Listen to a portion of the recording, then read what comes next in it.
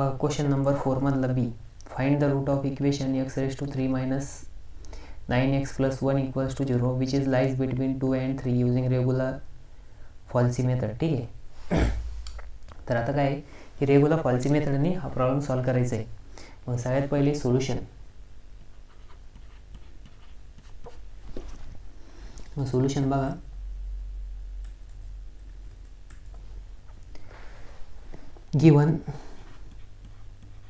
Given काय दिलेलं आहे आपल्याला, x raise to 3 minus 9x plus 1 equals to 0. ठीक आहे.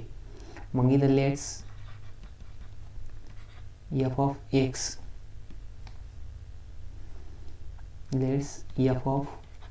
is equals to x raised to 3 minus 9x plus 1. ठीक आहे. मग बघा इथं काय आहे, इंटरवल दिलेला आहे आपल्याला. इंटरवल काय दिलेला आहे, 2 आणि 3 दिलेले आहे. मग काय करायचं, पुट x इक्वल्स टू 2 आणि f of 2 फाइंड आउट करायचं. मग f of 2 काय येणार, 2 रेज टू 3 मायनस 9 इंटू ब्रॅकेटमध्ये 2 प्लस 1 म्हणजेच काय येणार ते 8 मायनस 18 प्लस 1 इक्वल्स टू काय यायला पाहिजे. मग बघा 18मधून 8 गेले, 10 राहिले, 10मधून परत 1 गेला, खाली किती राहिले -9. ठीक आहे. त्याच्यानंतर पुन्हा पुट x इक्वल्स टू 3 आणि f ऑफ 3 काय येणार, 3 रेज टू 3 मायनस 9 इंटू ब्रॅकेटमध्ये 3 plus 1 equals to 27 minus 27 plus 1 equals to 1. मग बघा आता एक काय आहे ग्रेटर दॅन 0 आहे आणि एक लेस दॅन 0 आहे. मग आता हे जे हे लेस दॅन 0 आहे आणि हे काय ग्रेटर दॅन 0 आहे. म्हणजे काय आहे की याच्यामध्ये root of equation is lies between 2 and 3. मग इथं लिहायचं द रूट ऑफ इक्वेशन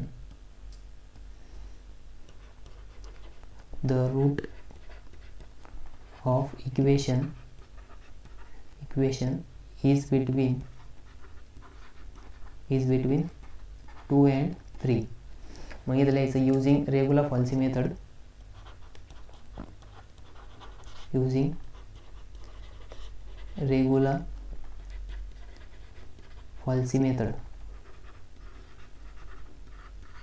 ठीक आहे. मग इथं काय येणार, x is equals to b into f of a minus a into f of b आधी a into f of b minus b into f of a upon f of b minus f of a. ठीक आहे. मग हा formula use करायचा. मग आता बघा first iteration. मग इथं लिहायचं इटरेशन फर्स्ट. मग इटरेशन फर्स्टनुसार काय होणार,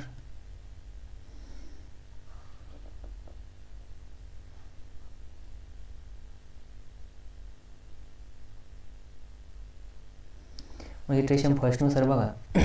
मग आता a इक्वल्स टू काय घेणार आपण इनिशियली, बघा a इक्वल्स टू आपल्याला रूट इंटरवल दिलेला आहे म्हणजेच a इक्वल्स टू 2 आणि f ऑफ 2 किती आलेलं आहे आपल्याकडं -9 आलेलं आहे आणि इथं b इक्वल्स टू किती आहे 3 आणि f ऑफ 3 किती आलेलं आहे, f ऑफ 3 आलेलं आहे 1. ठीक आहे. म्हणजे f लेस दॅन 0 आहे आणि f ग्रेटर दॅन 0 आहे. ठीक आहे. मग या फॉर्म्युलेनुसार इटरेशन फर्स्ट म्हणून x1 is equals to a into f of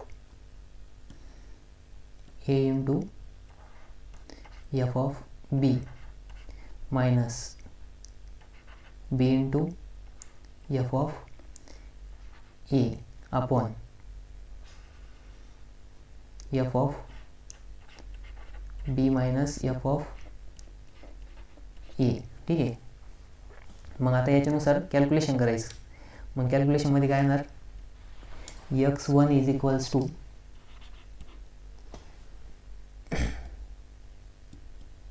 x1 is equals to आता ए इंटू ए किती होता 2 होता आणि बी किती आलेलं आहे 1 आलेलं आहे एफ ऑफ बी मायनस इथे येणार पुन्हा आता बी किती आहे 3 आहे आणि एफ ऑफ ए किती आलेलं आहे -9 आलेलं आहे ठीक आहे अपॉन पुन्हा 1 मायनस 9 ठीक आहे म्हणजेच x1 इक्वल्स टू काय येणार बघा वरती काय 2 × 1 2 मायनस प्लस 9 3 27 27 प्लस 2 29 अपॉन इथं मायनस प्लस होणार म्हणजे 10 येणार आणि x1 इज इक्वल्स टू किती आला मग x1 इज इक्वल्स टू 2.9 ठीक आहे x1 इक्वल्स टू किती आला 2.9 आला.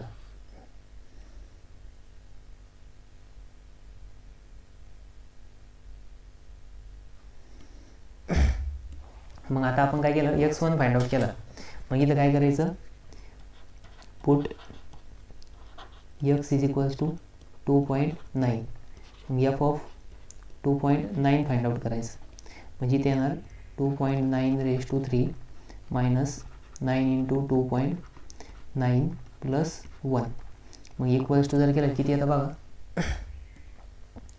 पण ते येतं कॅल्क्युलेशन करा ठीक आहे कॅल्क्युलेटरमध्ये कॅल्क्युलेशन करायचं -0.711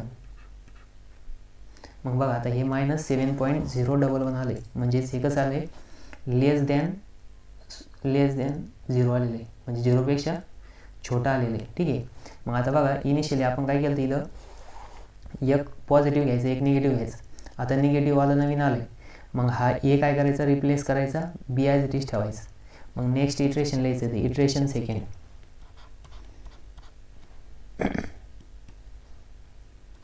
मग येणार इटरेशन सेकंड ठीक आहे इटरेशन सेकंड काय राहणार आहे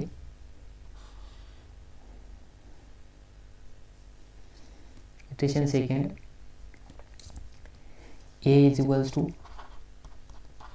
2.9 आणि एफ ऑफ 2.9 काय येणार -0.711 आणि बी ॲज इट इज ठेवायचं आहे बी इक्वल्स टू काय घ्यायचं आता 3 आणि एफ ऑफ 3 किती आलेलं आहे आपला 1 आलेलं आहे ठीक आहे. मग याच्यानुसार बघा this is less than 0 this is greater than 0 ठीक आहे. मग इथे येणार परत नवीन iteration x2 is equals to a into F of B minus B into F of A upon F of B upon F of B minus F of A ठीक आहे. म्हणजे x2 इज इक्वल्स टू आता ए किती घेतला आपण इथं 2.9 आणि F of बी किती आहे आपल्याकडं 1 आहे मायनस बी किती आहे 3 आहे आणि एफ ऑफ ए किती आहे -0.711 ठीक आहे अपॉन आता एफ ऑफ बी किती आहे एफ ऑफ बी किती बघा इथं 1 आहे मायनस ऑफ 0.711 मग बघा x2 इज इक्वल्स टू काय येणार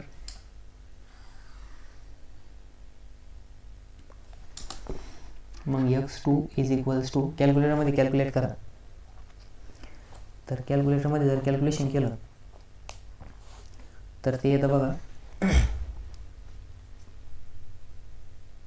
2.941 ठीक आहे. मग x2 इक्वल्स टू किती आला 2.941 मग बघा आता या क्वेश्चनमध्ये आपल्याला किती इटरेशन करा ते दिलेलं नाही ठीक आहे. मग जर दिलेलं नसेल आणि 4 मार्काचा क्वेश्चन असेल तर कमीत कमी किती इटरेशन करायचे 3 इटरेशन करायचे किती इटरेशन करायचे 3 ठीक आहे. तर मग बघा आता नेक्स्ट आता आपल्याला काय करायला put x2 is equals to 2.941 मग इथं पुट करायचं कशामध्ये इक्वेशन 1 मध्ये म्हणजे आपले मेन इक्वेशन मध्ये मग इथे येणार f of 2.941 is equals to मग इथे येणार 2.941 चा क्यूब मायनस 9 इंटू ब्रॅकेटमध्ये 2.941 आणि इथं पुन्हा प्लस 1. मग त्याचा आन्सर किती येतं बघा.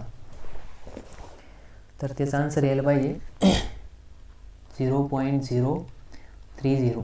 ठीक आहे, 0.030. मग आता बघा पुन्हा हे कसं आलं, लेस दॅन 0 आलं, म्हणजे 0पेक्षा छोटं आलं. मग आता पुन्हा काय करायचं, इटरेशन थर्ड करायचं. मग बघा iteration third,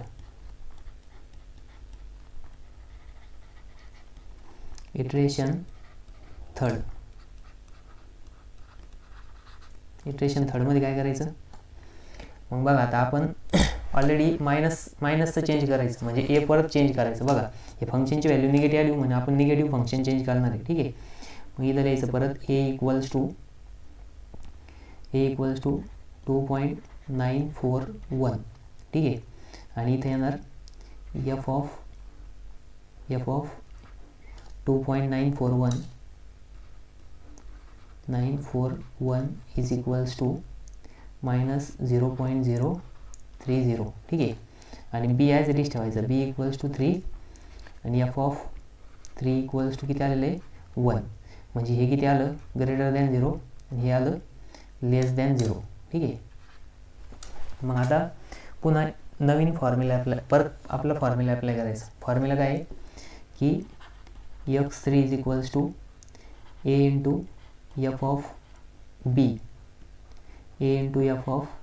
B minus B into F of A upon F of B minus F of A. ठीक आहे, मग इथं काय होईल,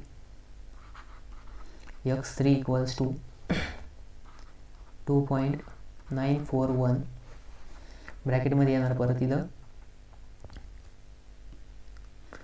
941 आणि एफ ऑफ बी किती आपला 1 आहे, हे मायनस साईन, आणि बी किती आपल्याला 3 आहे, आणि एफ ऑफ ए किती आहे मायनस 0.030. ठीक आहे, अपॉन एफ ऑफ बी किती आपल्याकडं 1 आहे, मायनस ब्रॅकेटमध्ये पुन्हा मायनस 0.030. ठीक आहे, मग x3 इज इक्वल्स टू, मग आता कॅल्क्युलेशन करा. मग x3 इक्वल्स टू किती आलं 2.942. ठीक आहे, मग हे आपलं फायनल आन्सर आलं. मग इथं खाली स्टेटमेंट लिहायचं, approximate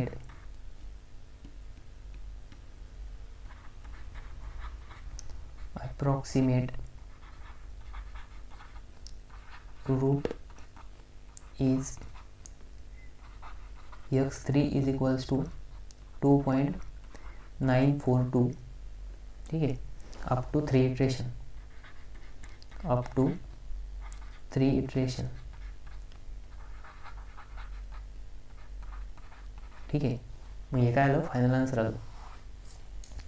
तर इथं काय आहे की इंटरव्हल डायरेक्ट दिलेला होता, आपण फक्त हा फॉर्म्युला यूज केला आणि 3 इटरेशन कंडक्ट केले. ठीक आहे, तर आता आपण नेक्स्ट प्रॉब्लेम बघू.